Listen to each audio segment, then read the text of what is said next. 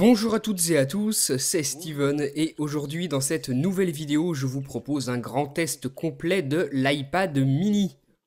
Donc allons-y, cet iPad mini le voici avec son écran de 7,9 pouces, plus petit que l'iPad classique mais plus grand qu'un iPhone.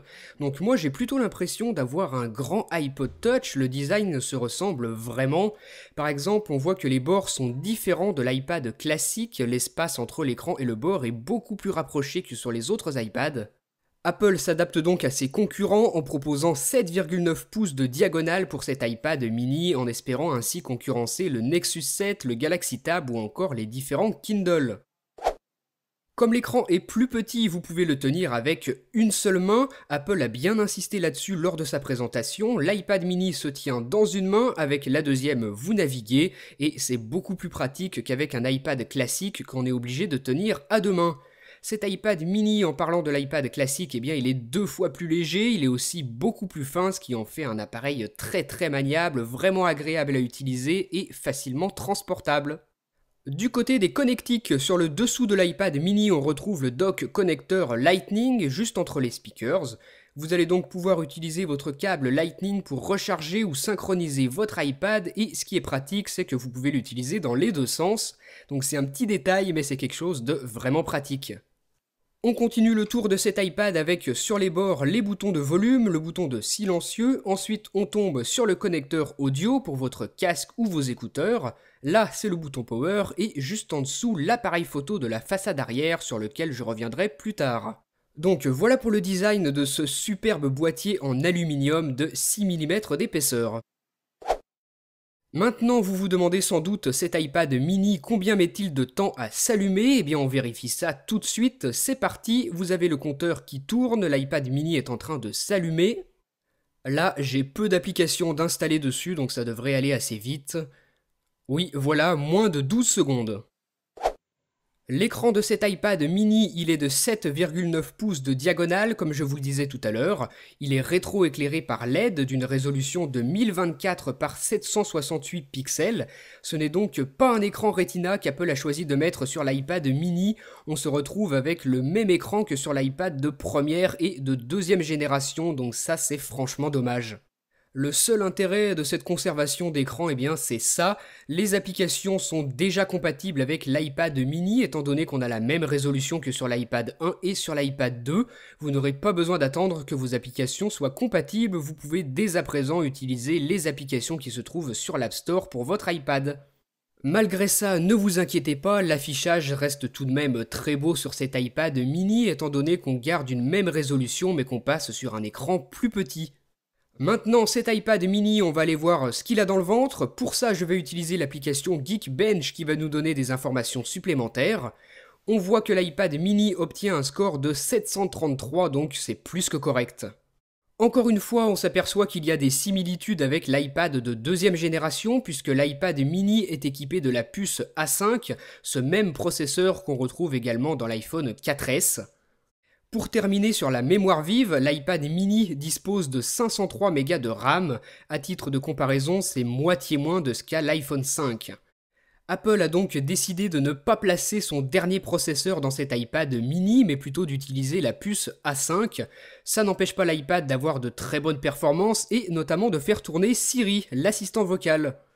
Ce n'était pas disponible sur iPad 2, Apple avait décidé que non. Et bien là, sur iPad mini, vous avez Siri, l'assistant vocal d'Apple, auquel vous allez pouvoir demander diverses choses, donc c'est plutôt un gadget qu'autre chose, c'est quand même plus ou moins utile. Vous pouvez notamment lui demander la météo, vous pouvez aussi lui demander d'envoyer des messages, de placer un rappel, d'écrire une note, vous pouvez aussi lui demander des résultats sportifs entre autres choses, donc je vais pas totalement détailler Siri, c'est pas le but de cette vidéo, je vais plutôt revenir sur l'iPad mini. La qualité de l'appareil photo et celle de la caméra, je n'en ai pas encore parlé. L'iPad mini est équipé d'un appareil photo iSight de 5 mégapixels sur la face arrière qui lui permet de prendre de très belles photos et de filmer en Full HD 1080p. Pour que vous puissiez avoir un petit aperçu de cette qualité, voici un film réalisé avec l'iPad mini. La qualité est tout à fait correcte et en tout cas elle est bien meilleure que celle de l'iPad 2. Sur la face avant de l'iPad mini, appareil photo d'1,2 mégapixels et caméra frontale HD 720p utile notamment avec FaceTime. Donc là, si on fait un rapide comparatif avec l'iPad 2, Apple a fait un gros effort, on a une vraie qualité photo et vidéo, parce que sur l'iPad 2, faut franchement le dire, c'était assez dégueulasse. L'iPad mini est livré avec iOS 6, le tout dernier système d'exploitation pour appareils mobiles d'Apple. Donc si vous venez d'un autre modèle d'iPad, pas de souci, vous vous y retrouverez facilement. C'est très fluide sur iPad mini, vraiment agréable à utiliser. Et si l'iPad mini est votre premier iPad, eh bien c'est la grande force d'Apple, la prise en main est très simple, vous allez tout de suite comprendre ce qu'il faut faire. Là, je vous présente très rapidement la nouvelle application horloge pour iPad sous iOS 6. Très belle application, franchement super bien réalisée de la part d'Apple.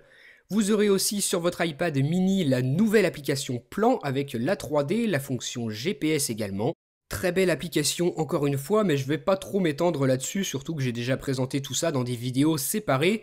Ce qu'il faudra retenir d'iOS 6 sur iPad mini, c'est que la prise en main est très simple et que c'est vraiment un écosystème très accueillant sur lequel vous allez vraiment tout comprendre.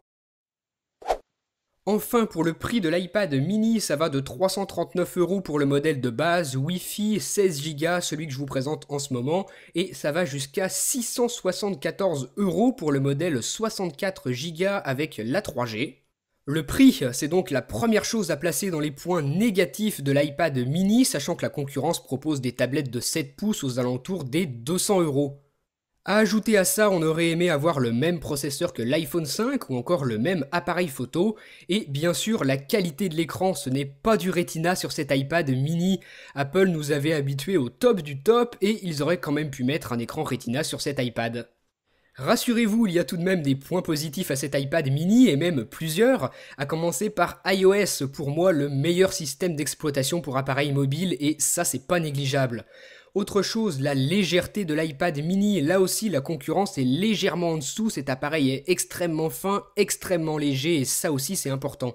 Un dernier mot sur l'autonomie de cet iPad mini, elle est de 10 heures en utilisation, donc c'est plus que correct et ça correspond à peu près à ce que propose également la concurrence. Donc voilà pour la présentation et le test complet de cet iPad mini, nouveau produit d'Apple en cette année 2012. Dites-moi ce que vous en avez pensé via les commentaires, n'hésitez pas à faire vos remarques et à très bientôt. Salut! Si vous avez aimé cette vidéo, vous pouvez rejoindre ma page Facebook et me suivre sur Twitter. Vous pouvez aussi regarder ma dernière vidéo en cliquant sur la vignette. N'oubliez pas de visiter iPhoneaddict.fr et de vous abonner à ma chaîne YouTube pour recevoir toutes mes prochaines vidéos.